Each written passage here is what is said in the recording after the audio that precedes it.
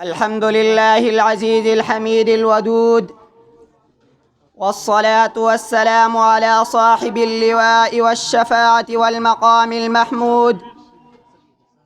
أما بعد، فأعوذ بالله من الشيطان الرجيم. بسم الله الرحمن الرحيم.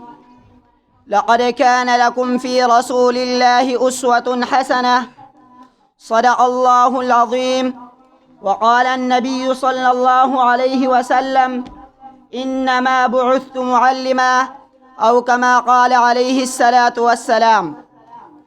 رئيس الحفلة المباركة، حضرات الحكم والمستمعين الكرام، أريد أن أتحدث أمامكم بهذه المناسبة السارة حول سيرة النبي صلى الله عليه وسلم، وتشرفا بذكر خير الأنام صلى الله عليه وسلم. ولله در القائل: ما إن مدحت محمدا بمقالتي لكن مدحت مقالتي بمحمدا.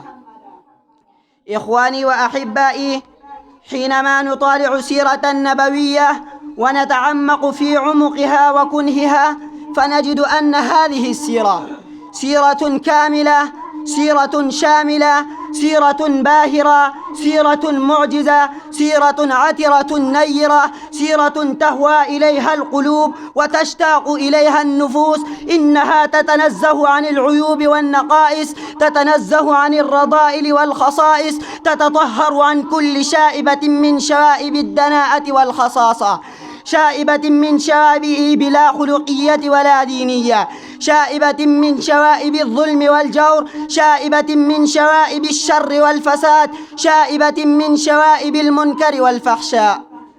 ولله در حسان حيث يقول: خلقت مبرأ من كل عيب، خلقت مبرأ من كل عيب، كأنك قد خلقت كما تشاء.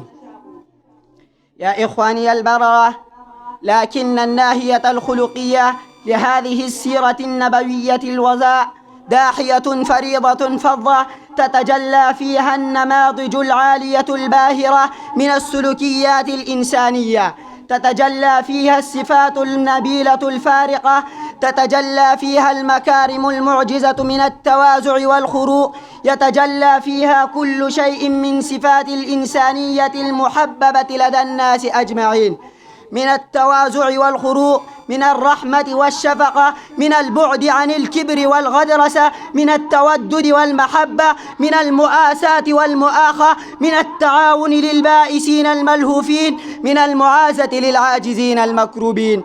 ولذلك شهد الله تبارك وتعالى: إنك لعلى خلق عظيم.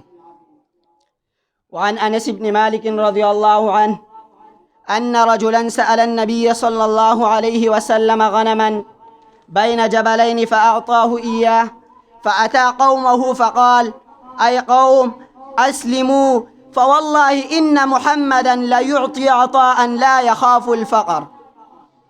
يا إخواني الكرام، إنه كان نبيا، إنه كان رؤوفا رحيما، إنه كان أرسل رحمة للعالمين، إنه تشرف ليزيل الظلم والجور. لذلك أعلن بعد فتح العظيم إعلانا سافرا، إعلانا واضحا، إعلانا يتحير به العقل الإنساني، إعلانا لا يتسور به الحكام المتغلبين، إعلانا يكون شامخ الأنف إلى آخر أبد الدهر، إعلانا واضحا، حيث أنه أعلن فقال: لا تثريب عليكم اليوم وأنتم الطلقاء، إنه عفا عمن ظلم، عفا عمن عاند، عفا عمن طغى، عفا عمن عاند، عفا عمن طغى وبغى عليه، بل بسط لهم رداءه رهبا وسعا، فقال: من دخله كان آمنا.